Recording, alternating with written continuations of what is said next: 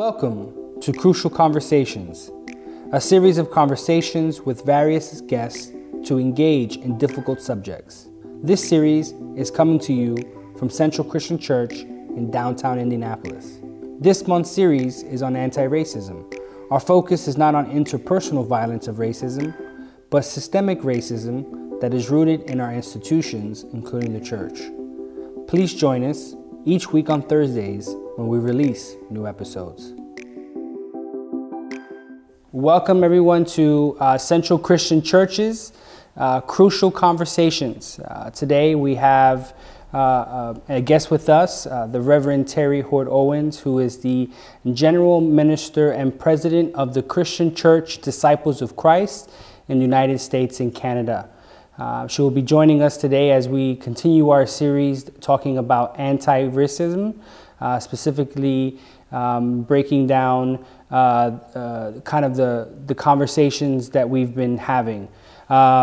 We are grateful, Terri, that you are with us today.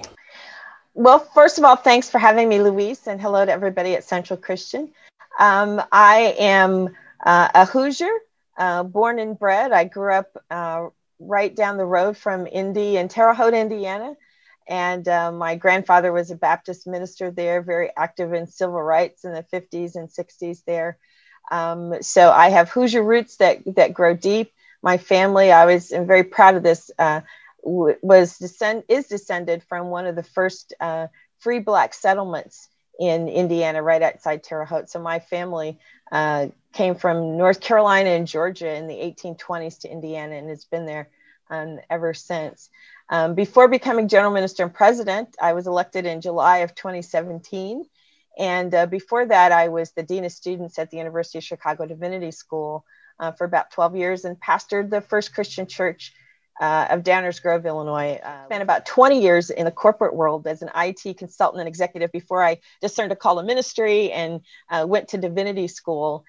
So I joke and say that being general minister is probably like my third career at this point.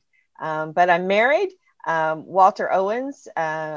We will celebrate 34 years of marriage this coming August. And we have one child, a son, an adult son, who is now married himself and got married in October. And because of COVID, the wedding was held in our backyard under a huge maple tree. And I was able to, honored to perform that ceremony. So very blessed to have my family, and am sort of working remotely from the Chicago area during COVID, since we're not on the road and really not working regularly from Disciple Center. So I'm a multi-career pastor who is now working full-time and so honored to serve the Christian Church Disciples of Christ as General Minister and President. Thank you. So one of the things that we are trying to help those who are going to be listening is that racism that has been talked about most often is the interpersonal kind of violence that people have with one another. And a few months, probably March of last year, our church got a grant to think about anti-racism in a different way. But we've been walking alongside Crossroads, who's been helping us think about how we become an anti-racist institution. And so we're trying to help not only the members of our congregation understand, but others understand that the work towards being anti-racist and being anti-racist institutions isn't something that happened overnight. There are organizations, both church and not-for-profit, who have been working towards that for quite some time. And we really just wanted to introduce people to organizations and people who have been working in that process. And so you happen to be the first African-American leader within the Disciples of Christ as far as the general minister. And I just wanted to see how, what does it feel like, or what is your understanding of what your role is in helping the disciples meet their goal of being an anti-racist, pro-reconciliation church? It's a really good and important question. Former general ministers and President Dick Ham was leading the church when we set forth Vision 2020. And one of those priorities, as you know, was to become a pro-reconciling, anti-racist church. The notion of anti-racism, I think there are lots of questions now about whether it's possible to be pro-reconciling unless you are first anti-racist or also racist. Can we get to reconciliation until we dismantle or at least tell the truth about racism? And our church has been doing anti-racism training for decades now. More and more of our regions are requiring that training for clergy to have standing. More and more congregations are doing exactly what you're doing, taking a hard look at what's going on. I think the events of last summer following the murder of George Floyd have put us on a new level of understanding and it's sort of a reawakening that we have to look at some difficult truths and really start to tell the truth. Our church is about 80% white, about 10 or 11% African-American, 6 to 7% Hispanic, and maybe a little over 1% Asian and Pacific Islander. So we have diversity. We are probably more diverse than some of our other mainline partners. I've been told by UCC statisticians that we are actually more diverse than they are, or less white than they are. Maybe that's a better way of putting it. So to say that one is anti-racist, I love Ibram Kendi's definition. To be anti-racist means that you're working against the systems that support and create racism on every level. It's important to have language to talk about. So when we go through training, we get language, we understand the dynamics of power. We hopefully are understanding more and more about systemic racism. A good example of this is we love to do sort of mission work, right? Food kitchens, food pantries. We want to house those who have no shelter. But we have to ask ourselves the questions, why are they hungry? Why don't they have food? Why don't people have shelter? And in many cases, it's lack of access to jobs. When we have systemic racism that says public education is based on the zip code where you live, and we have systemic racism that keeps people from getting certain kinds of jobs, and people are living in poverty in certain communities, and you have we're probably a more segregated society than we were in 1954 in terms of public education when the famous Brown versus Board of Education started. And that's because we continue to have housing patterns that simply reinforce these systems of oppression. We haven't yet opened up equitable public education that gives kids the same chance at going to college, that gives people, we don't have a living wage of of at least $15. That means that if you don't have certain kinds of education, you're working at certain jobs. It's all of these things that factor into reinforcing these racist propensities that our nation has, the racist infrastructure, not just propensities, they're realities. And we have the legacy of slavery in the United States. And that was at one point in time a legally enforced form of racism, even apartheid. And history shows us that we've never really gotten over that. We've never really gotten past still putting up barriers because of race. Brown people, Asian people, if you're not white, long ago in human history, somebody decided that there should be not only a difference between human beings, but that difference would be deemed deficient. So if you're not white, you're seen as less than. That's the underlying, that's what underlies white supremacy and white privilege.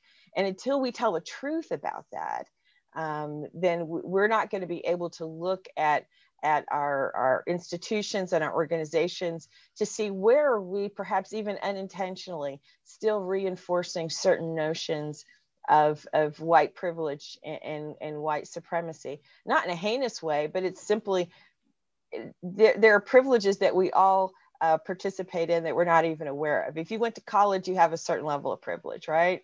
If you're a clergy person, you have a certain level of privilege. I'm a Black woman. I'm a light-skinned Black woman in certain circles and in society for years, for generations. Lighter skin has been deemed to be of higher value or less threatening. I was raised to understand that that was an issue because of racism. So if I'm not actively working against those things, then I can't be anti-racist. So training is not enough. We have to be actively looking around our environments and our institutions and say, where do our policies and our behaviors unintentionally perhaps create disparities amongst people? If I have to have a certain kind of qualification that's easier for me to get if I'm of a certain race or even a certain gender, I'm creating inequities in the system, even though we're not discriminating based on age, sex, race, or ethnicity, but I've got certain requirements for this job that mean that the likelihood is that a certain type of person, probably not a person of color, is going to be eligible for that. Or if we made a hire in my office recently, and somebody made the case, we had already decided who the top candidate was. And someone says, well, candidate X knows more disciples. Well, what does that mean? Just because you know more disciples, that doesn't necessarily make you better qualified for the position. In fact, we had determined that this person, we had a number one candidate. It was the number two candidate who actually was more familiar to white disciples that we were talking about. And so it's those kinds of decisions that say we're never going to change the system if we're always bringing in people who have been privileged by the system. And we need new sets of eyes. So when we talk about being anti-racist, it's not enough just to take the training. We have to be constantly looking at our environment and asking ourselves, where are the inequitable advantages that our process or our institution is giving to people, even within our churches as well as within our society. And we have to be fighting against the policies in our society that continue to enforce and uphold racism in our structures. If Jesus says, I've come to preach the good news to the poor and set at liberty those who are captive and bind up the brokenhearted, it can't be just in a sermon, and it can't just be in a food kitchen. It has to be us speaking in the world and telling our society that because we're followers of Jesus, these are the examples. That's the example we're trying to follow. And we've got to do things that make sure that in our language, that God's reign is fully realized on earth. And what that means is that those liberties, those accessibilities, we have to make sure that everyone has them. And one of the most effective ways, not only our vote, but advocating for policy. So it goes, we say from our doorsteps to the ends of the earth. That's part of that work. That's part of the Micah 6:8, doing justice, loving mercy, walking humbly with God. That's all part of that. So it's not just this little thing that we train about. It has to be actively part of our work to look around and say, where are things not as God or Jesus would have them? And what can I do as a Christian to make sure that I'm breaking down those walls? Amen. So what do you think is the larger church responsibility in that? How does the larger church help the smaller churches, and what is our role in in dismantling racism? Mm-hmm. I think one of the most important things the general churches, and even I as GMP, is to ensure that it's front of mind, that it's always there, that we're talking about it as we set vision and strategy. That's what Vision 2020 did for us. It set a vision for us to be an anti-racist church. It named it as something that was important. So we have to continue to name being an anti-racist church as something that we must live into as followers of Jesus Christ, as little d disciples as well as big D disciples. Reconciliation ministry is one way that the general church has tried to provide not only education and awareness, but even resources. So as disciples, when we give to reconciliation ministry, one of the things that happens is that regions get half of that money, and the reconciliation ministry that's part of the ministries that are accountable to the Office of General Minister and President. Also do some grants on the general level, but we give seed money to some really creative and important ideas. They're small grants in many cases because we're not giving enough to this particular ministry. So that's one way. We're doing the training, of course, but Reconciliation Ministry also gives grants and helps to encourage innovative ideas for dismantling systemic racism, as well as for education, community endeavors. So resourcing good ideas, I think, is one important thing. One of the things that my office is working with Reconciliation Ministry on now, and we've gotten some regional ministers involved, and I have a little think tank group trying to figure out how we can scope this project. One of the questions that I was asked as we were thinking, how do we reimagine Reconciliation Ministry in this work of anti-racism for where the church is in these times in 2021? And we were on this path, and the events of last summer only made it clear that we need to move, and we need to move more quickly. But someone said, so when the disciples said that they were going to be an anti-racist church, what was the vision of what that would look like? So so the question then becomes, what does it look like for us to be an anti-racist church? Is it having all of our clergy trained every 3 years in anti-racism? Is it ensuring that we have that training in our congregations? What's the broader narrative into which we live that will guide our decisions, not only at the general level, but at the regional level and at the congregation level? One of the consultants that I've been dialoguing with uses the concept of fractal practice. And a fractal practice means at the very smallest, most elemental part of an organization or an organism, what are the things that organization does that lets you know who they are?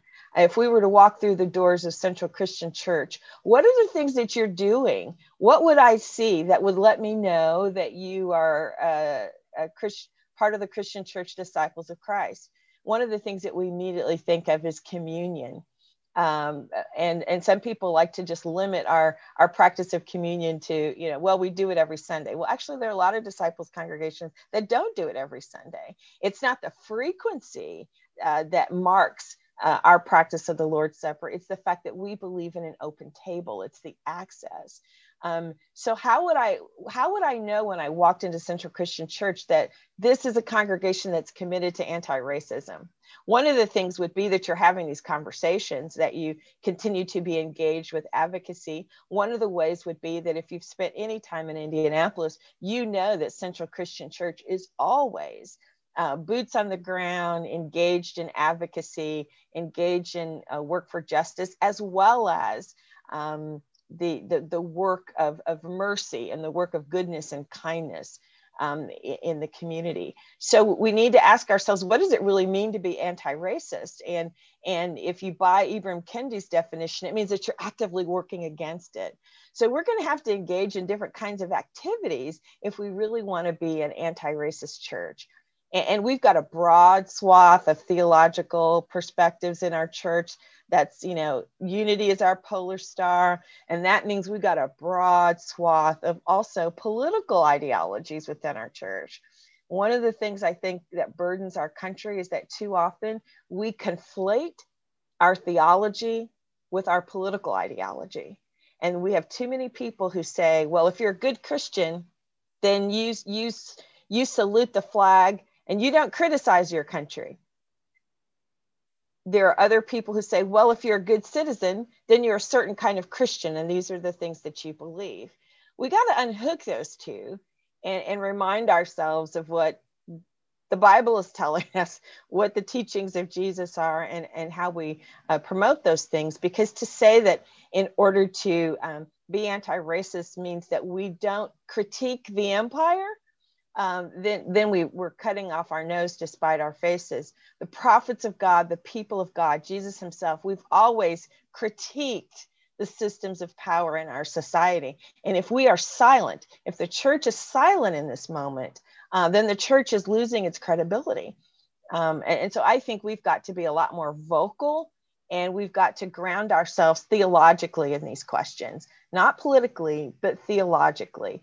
And I've been saying since I was the nominee that we've got to re-engage our spiritual development, re-engage the practices of Bible study critically, not just dogmatically, but critical engagement of the text, spiritual practices of prayer and discipline, so that we see this work of racism, of anti-racism, as an expression of the limitless love of God.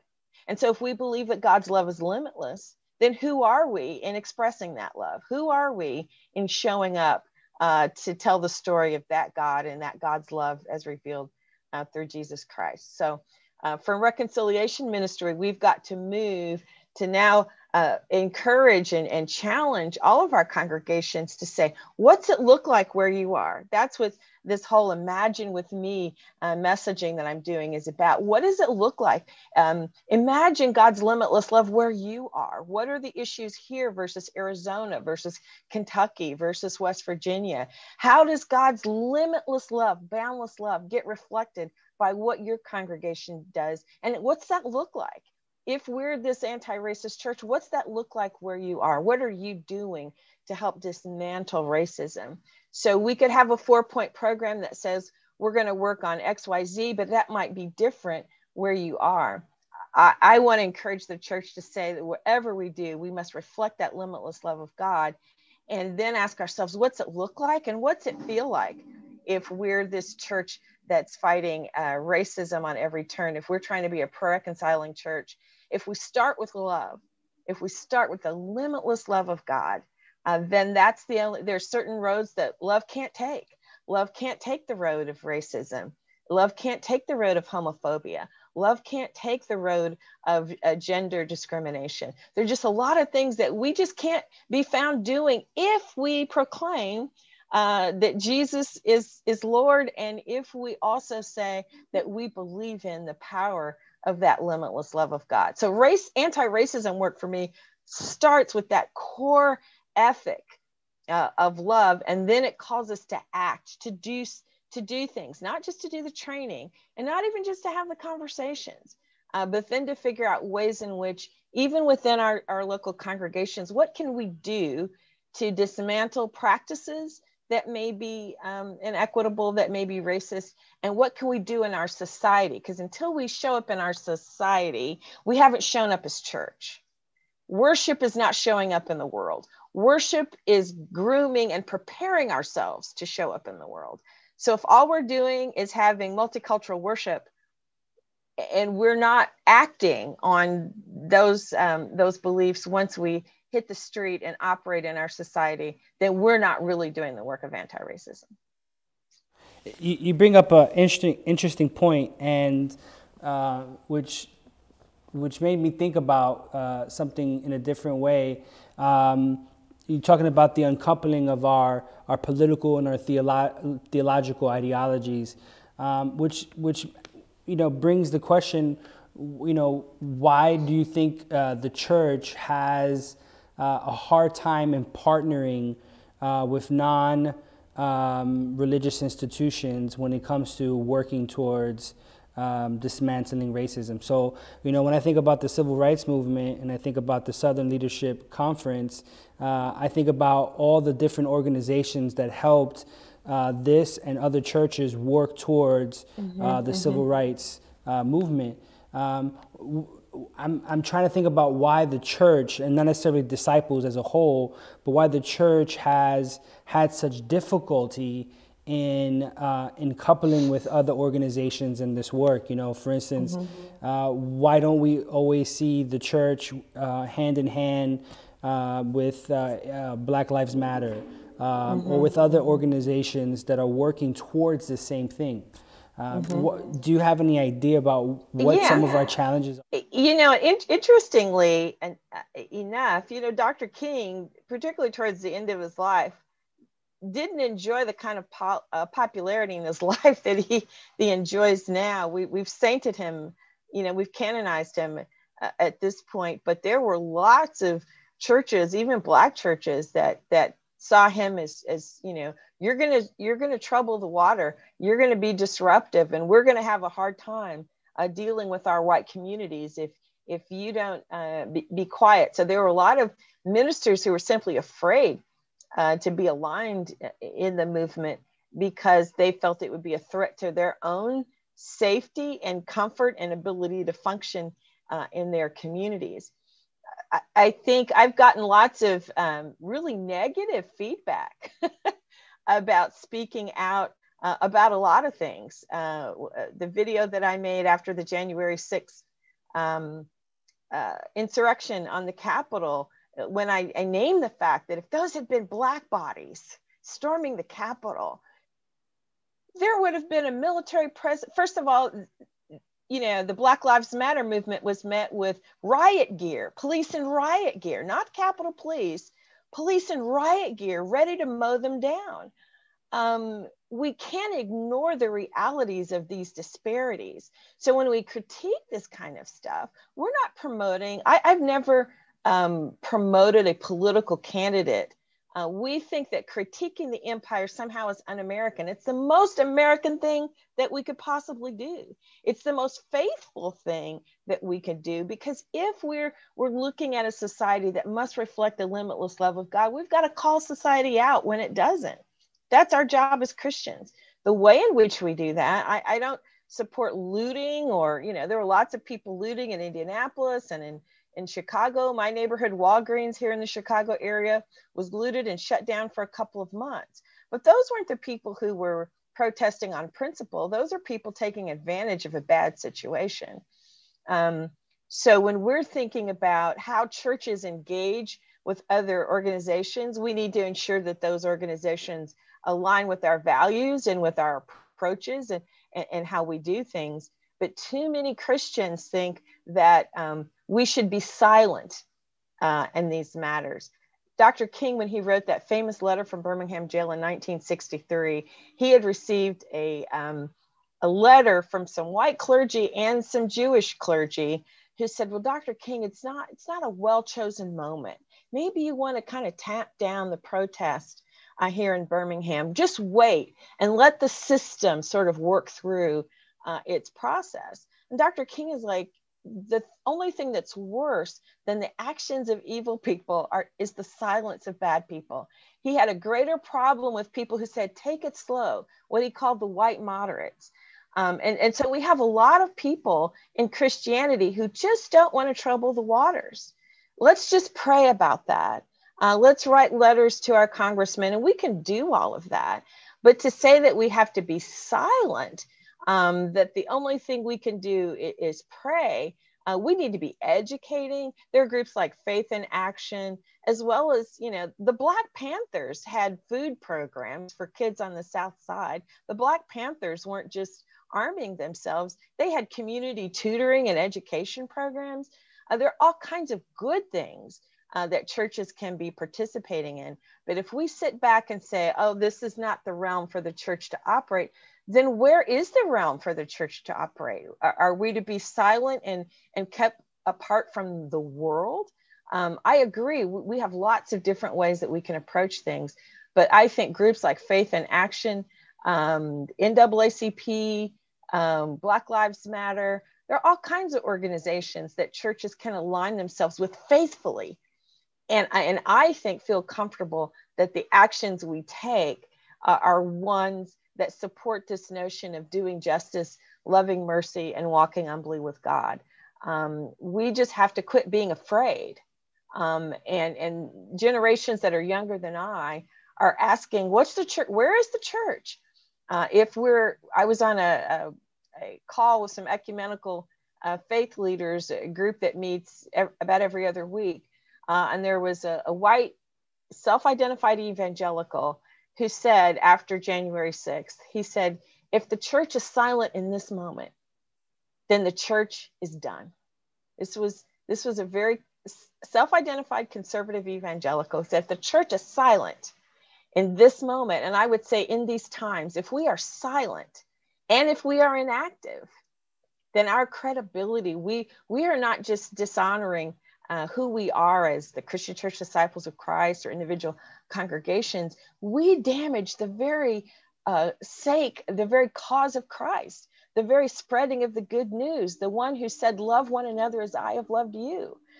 It has to matter to us that people are hungry. It has to matter to us that people don't make enough to support their families. It has to matter to us that Black and brown communities are suffering with lack of access to education. It has to matter to us what's happening on our borders, that families are separated. It has to matter to us, and it has to mean that we respond and that we do something. To me, that's love.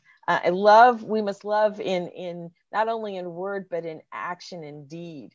And so that, to me, I can't separate the work that the church has to do, not only for justice, but for anti-racism, from this notion that we must love with action. We have to respond to this mandate, and we have to show up in those kinds of places.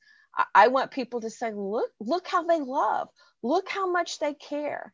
And we may not always agree on how we get there. And that's why it's so important that you're having these crucial conversations. Because fortunately, the people who disagree with me are less vocal than the people who agree. But there have been some pretty vocal people who disagree and say, oh, you're misusing your role. You shouldn't be speaking out against those things. You shouldn't be talking about that. That's not when are you going to do evangelism? Evangelism is showing people the love of God. That's what evangelism is. And so if we can't show people that we care for them in the things that matter to their very lives, their dignity, right? Their ability to flourish, then we're not really reflecting the love of God. We just want to be kind people who give you a few crumbs here and there. That's one of the most racist things you can say, is that where I am and who I am doesn't matter because it makes you uncomfortable. We got to be more uncomfortable. And a predominantly white church in particular has to stand up and speak up, or we will not be faithful to our call to love. And we are not living into that vision that we've said we've had for over 20 years, to be this anti-racist church. I don't know if that answers your question, but. Yeah, I just want to thank you so much for taking out the time and joining us in this conversation. It's really important, not just for me, but for others to know that we can have conversations with our Right. leaders in this particular way. Thank you, Lewis. And I think it is important to have these conversations. And that's one of the things that we've got to get better at. Because we embrace such a broad swath of theological and socio and political perspectives, one of the ways in which we show the love of God is to make space for conversations. And I would hope that there aren't ever disciples who feel that they can't speak because they feel that people will disagree. We have to be able to walk together even when we disagree. And that too is one of the important aspects and one of the ways in which we express the limitless love of God. So thank you for having me. And God bless Pastor Linda and all of you there at Central Christian. Thank you so much, Terri. God bless and have a wonderful day.